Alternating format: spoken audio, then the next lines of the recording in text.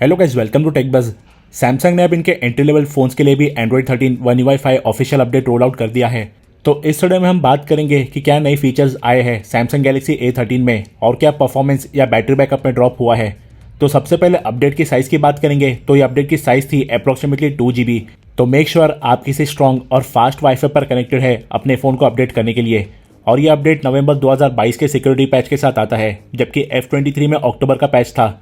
सबसे पहले चेंज की बात करेंगे तो अबाउट सेक्शन में अब फ़ोन का फोटो आता है ऊपर की तरफ वन प्लस फ़ोन्स की तरह, जबकि पहले सिर्फ फ़ोन का नाम लिखकर आता था। उसके बाद सेटिंग्स ऐप में कुछ एडिशनल फीचर ऐड किए गए हैं, जिससे पहले है कनेक्टेड डिवाइसेस का ऑप्शन, जिसमें सभी कनेक्टिविटी वाले फीचर्स जैसे Android auto, quick share, smart things, ये सारी चीज़ें अवेलेबल है। जबकि इनमें से पहले कुछ फीचर्स एडवांस्ड फीचर वाले सेक्शन में छुपे हुए थे। एक मोड्स और रूटीन्स वाला न्यू ऑप्शन भी ऐड किया गया है, जो सेम वर्क करता है एप्पल के फोकस मोड की तरह। तो इसमें डिफरेंट एक्टिविटीज़ है जैसे स्लीपिंग, रिलैक्स, होम, ऑफिस वगैरह। तो ये मोड की ऑटो एक्टिवेट होने की टाइमिंग या लोकेशन आप सेट कर सकते हैं और उस लोकेशन या टाइमिंग पर यह ऑटोमेटिकली एक्टिवेट हो जाएगा।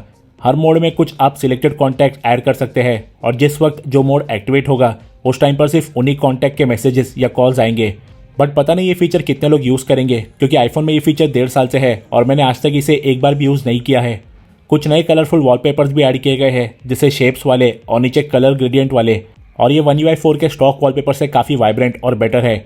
और एक्स्ट्रा कलर पैलेट्स भी ऐड किए गए हैं, जबकि पहले सिर्फ 4 ऑप्शन थे, तो अब ज़्यादा कस्टमाइजेशन ऑप्शंस है। एक नया सिक्योरिटी वाला टैब भी ऐड किया गया है, जो आपको क्लियरली बताएगा कि आपके फ़ोन में कोई सिक्योरिटी इशू है या नहीं। ये फीचर पहले डिवाइस एंड केयर सेक्शन के अंदर था, बट अब ये सामने अवेलेबल कर दिया गया है। नेक्स्ट जाएंगे एडवांस्ड फीचर्स के अंदर। तो लाइव वाले सेक्शन में स्वाइप फॉर पॉपअप व्यू और swipe for split screen view वाला फीचर ऐड किया गया है।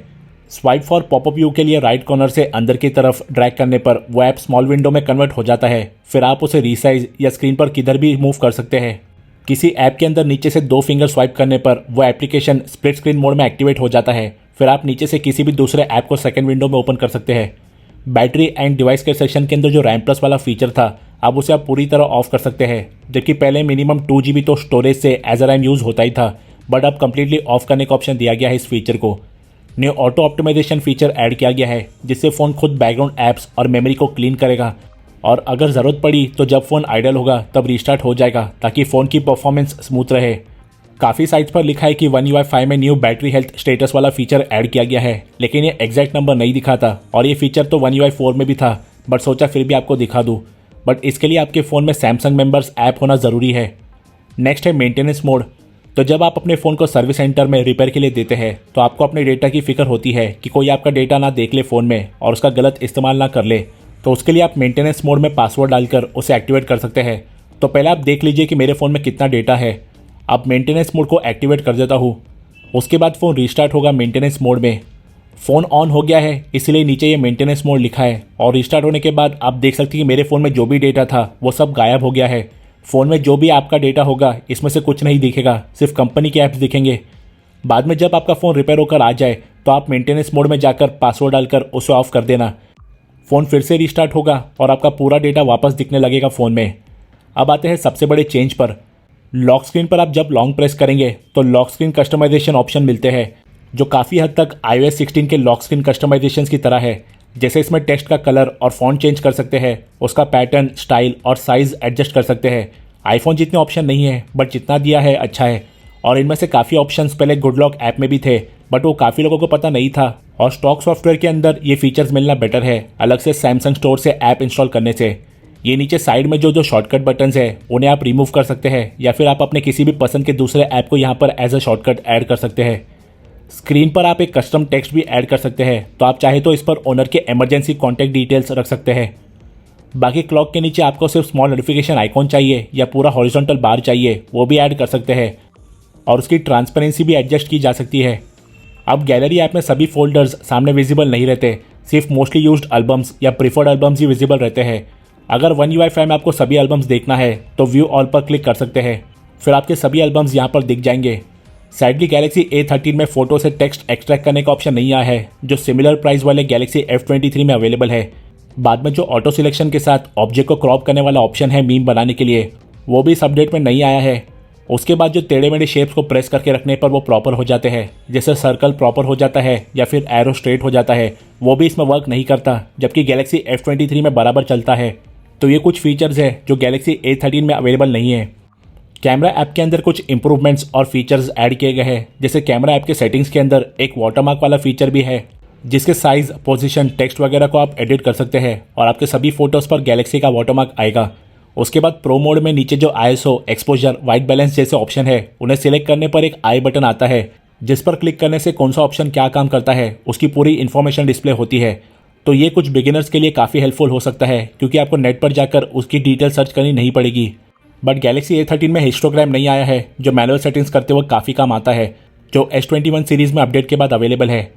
नोटिफिकेशन पैनल में बहुत ही माइनर इंप्रूवमेंट्स हुए हैं, जैसे इसकी ट्रांसपेरेंसी थोड़ी इंप्रूव हुई है और जो आइकॉन्स है नोटिफिकेशन पैनल में वो थोड़े छोटे किए गए हैं। जैसे आप देख सकते हैं कि राइट में S21 अल्ट्रा है One UI 4 पर और उसमें आइकॉन्स थोड़े बड़े हैं, तो ये एक माइनर चेंज है। नोटिफिकेशन पैनल में नोटिफिकेशन किस ऐप का है उस ऐप के कलरफुल आइकॉन्स आते हैं अब, जो One UI 4 के नोटिफिकेशन से थोड़े बेटर दिखते हैं। बाकी कुछ स्टॉक आइकॉन्स में माइनर चेंजेस है, जैसे मैसेजेस ऐप का डिज़ाइन अब थोड़ा ज़्यादा राउंड है, गेम लॉन्चर वाला आइकॉन थोड़ा डार्क और कलरफुल है। बाकी क्लॉक, कॉन्टैक्ट्स, कैलेंडर्स और सेटिंग के आइकॉन्स के कलर में भी थोड़े चेंजेस है, जो बहुत माइनर है लेकिन ओवरऑल थोड़ा फ्रेश लुक देते हैं। ऐप ड्रॉअर के ब्लर इफेक्ट्स थोड़े इंप्रूव किए गए हैं। पीछे का वॉलपेपर अब थोड़ा ज़्यादा वाइब्रेंट और हल्का ब्राइट रहता है One UI 4 के कंपैरिजन में। बाकी एनिमेशंस मुझे इसमें थोड़े लैगी लग रहे हैं। फास्ट स्क्रॉल या स्वाइप करने पर थोड़ा फ्रेम ड्रॉप होता है, जो बहुत बेकार एक्सपीरियंस दे रहा है मुझे। Gaming performance, app opening time वगैरह में कोई इंप्रूवमेंट्स या परफॉर्मेंस ड्रॉप नहीं हुआ है, ये सेम पहले जैसा ही है। But I hope frame drop वगैरह को सैमसंग जल्दी सॉल्व कर दे। बैटरी बैकअप में कोई इशू नहीं आ रहा, सेम पहले जैसा ही है और फ़ोन आराम से 1.5 दिन चल जाता है सिंगल चार्ज पर। विजेट्स में स्टैक्स वाला फीचर ऐड किया गया है, जैसे आप एक विजेट के अंदर मल्टीपल पेजेस ऐड कर सकते हैं।